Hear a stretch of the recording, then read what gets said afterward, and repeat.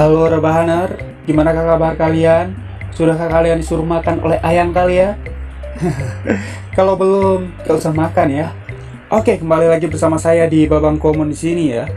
Kali ini saya akan menceritakan sebuah alur cerita anime yang berjudul Awari no Seraph. Ini adalah sebuah cerita yang menceritakan tentang pentingnya suatu keluarga dan teman.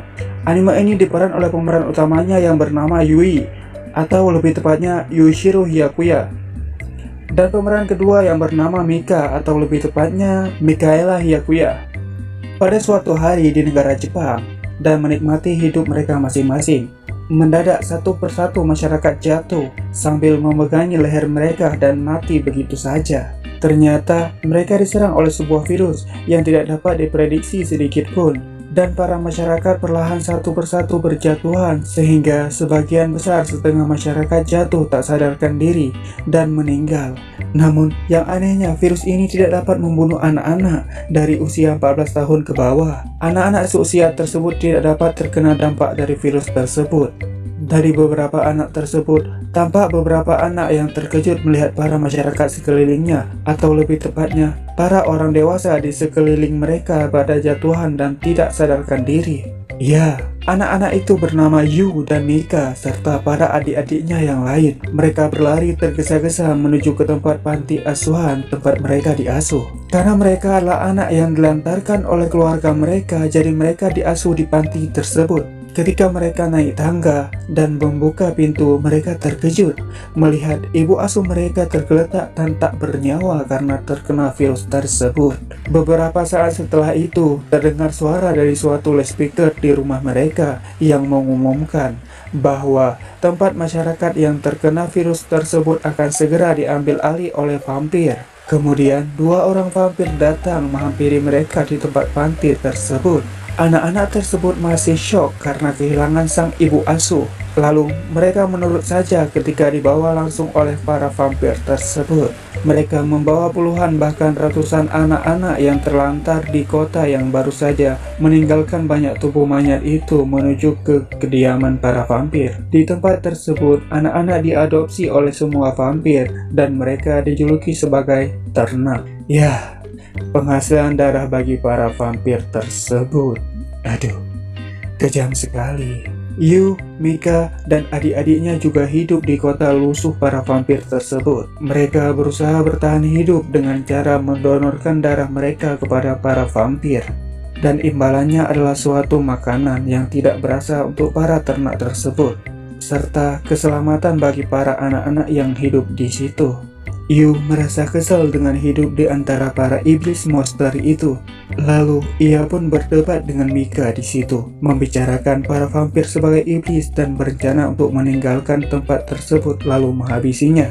Namun Mika tetap menenangkan Yu dan berkata kalau Yu bukanlah tandingan mereka, jadi harus menunggu waktu yang tepat untuk beraksi.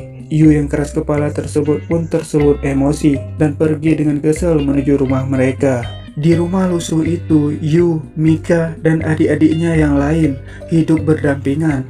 Mereka memasak kari yang didapat dari Mika, yang mana sebelumnya telah diceritakan bahwa Mika mendapatkan apapun dari seorang bangsawan, asalkan dia mempersembahkan darahnya untuk bangsawan tersebut. Yu yang menyadari pengorbanan Mika mendadak tidak selera makan, lalu menunggu Mika kembali pulang. Sementara adik-adiknya yang lain makan dengan lahap, dan kemudian mereka tidur dengan sangat nyenyak. Ketika Mika pulang, dia pun melihat Yu dan mengajak Yu untuk menemani dia makan. Namun alhasil Yu diambil makanan. Ternyata Mika baru saja menyembahkan darahnya untuk sang bangsawan. Kemudian dia mencuri peta dan pistol dari bangsawan tersebut. Dia mengatakan kepada Yu bahwa ia mengajak kabur Yu dan adik-adiknya yang lain dari neraka vampir tersebut. Kemudian mereka pun menjalankan rencananya tersebut dan pergi diam-diam. Namun karena rencana yang kurang matang, mereka pun tertangkap oleh vampir bangsawan yang menghisap darah Mika.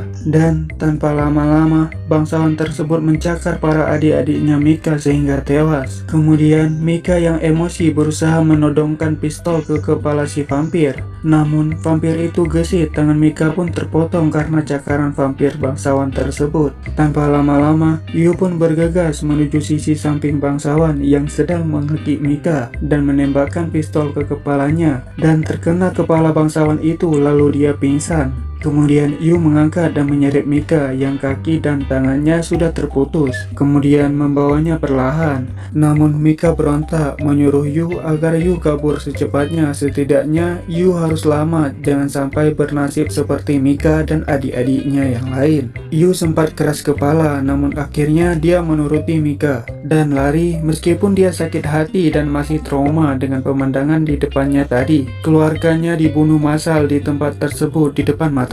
Setelah berlari cukup jauh, akhirnya Yu kembali ke kota hancur mereka yang sudah diserang para monster dan vampir. Yu mengira sudah tidak ada lagi manusia yang hidup, namun ternyata dia salah. Sesampainya dia menginjakkan kakinya di sana, dia pun mendengar suara seorang lelaki dewasa. Lalu dia berbalik badan dan melihat lelaki tersebut dengan para rekan-rekannya. Lelaki tersebut menanyakan namanya dan dijawab oleh Yu.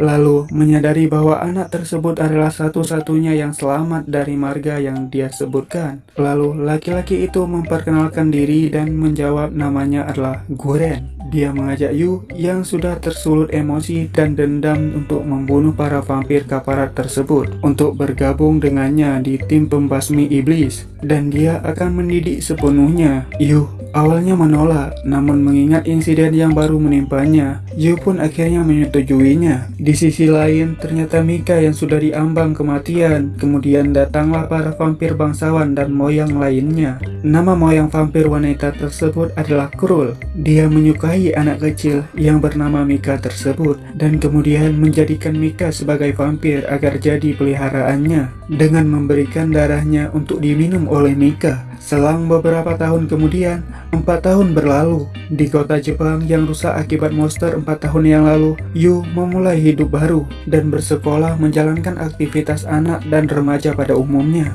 Dia merasa kesal dengan semua yang dia lakukan karena Guren telah berjanji untuk melatihnya dan mengajari dia cara membasmi vampir tersebut. Malah dia disekolahkan. Kesel dong dia. Namun di saat dia tersulut emosi, ada sebuah tangan yang menegurnya dari belakang. Ya, seorang siswi yang ditugaskan untuk menjaganya. Siswi tersebut pun menyuruh Yu agar tenang, dan dia menyuruh Yu mencari teman apabila dia memang ingin dilatih oleh Guren dan mendapatkan kekuatan. Yu yang tidak ingin berteman dengan siapapun itu merasa sangat malas karena dia gak mau kejadian 4 tahun yang lalu akan menimpa teman-temannya yang lain. Dia memiliki traumanya sendiri. Setelah beristirahat, Yu dan siswi itu pun berkenalan. Nama siswi tersebut adalah Shinoa Hiragi, dipanggil Shinoa. Mereka pun berkenalan. Tak lama kemudian mereka melihat 3 orang siswa menghajar seorang siswa lemah yang ingin menjadi sahabat ketiga siswa nakal tersebut. Shinoa berkata, ini adalah kesempatan Yu untuk mencari teman. Awalnya, Yu tidak ingin memperdulikannya, namun kemudian ia tak tega melihat siswi yang lemah itu ditindas. Kemudian, ia pun menghajar 3 orang tersebut, dan mereka kabur. Lalu Yu memapah siswa laki-laki tersebut. Yu menceramahinya, namun siswa tersebut hanya tersenyum dan tidak merasakan dendam apapun. Dia rela diperlakukan begitu, asal mereka mau membantu siswi tersebut untuk ikut pasukan pembasmi iblis. Yu menganggap siswa laki-laki tersebut sangatlah bodoh karena tidak melawan. Kemudian mereka pun berkenalan. Nama siswi laki-laki tersebut adalah Yoichi Saotome atau biasa dipanggil Yoichi. Itulah spoiler anime part 1. Ya, kalau misalnya kalian suka dengan anime tersebut, saya akan melanjutkan ke part 2. Jadi tolong kalian komen di bawah dan kasih jempol like jika kalian suka, dan jangan lupa juga kalian klik tombol subscribe yang ada di pojok kanan bawah sini, dan aktifin juga lonceng notifikasinya biar setiap saya update video ada notif di HP kalian. Oke, sekian dulu ya teman-teman, dan saya Babang Komon pamit mengundurkan diri.